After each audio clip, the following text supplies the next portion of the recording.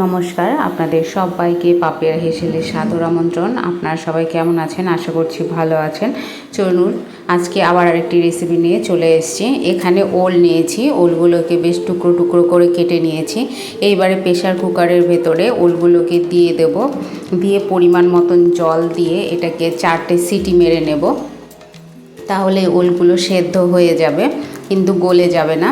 এরকম করে নেবার পরে এখানে আমি পাটা শিল নিয়েছি, পাটাতে আমি নিয়েছি 2 টিস্পুন মতন সর্ষে, কালো সর্ষে, তার সঙ্গে 4টে কাঁচা লঙ্কা, 1টি শুকনো লঙ্কা।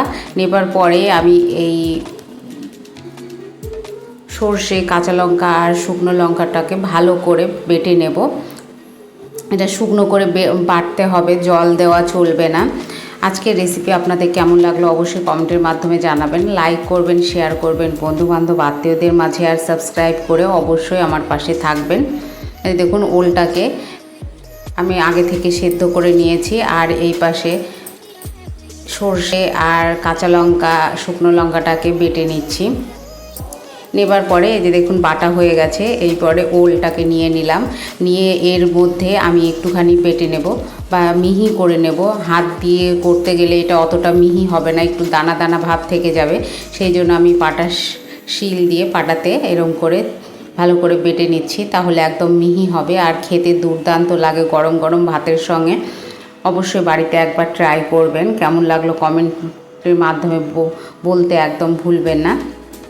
এই যে এইরকম করে সমস্তগুলোকে বেটে নেব।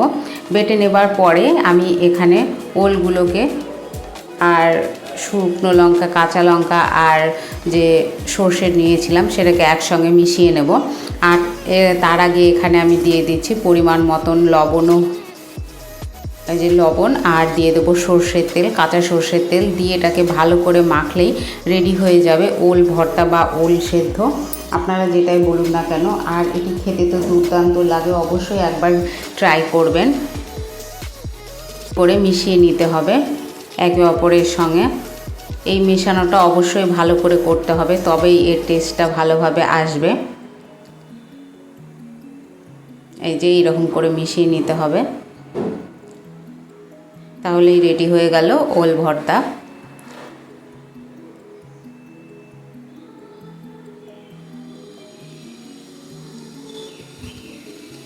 এরকম করে একদম মিহি হয়ে গেছে বাটাটা। এই যে একদম রেডি। সম্পূর্ণ ভিডিও দেখবার জন্য অসংখ্য অসংখ্য ধন্যবাদ।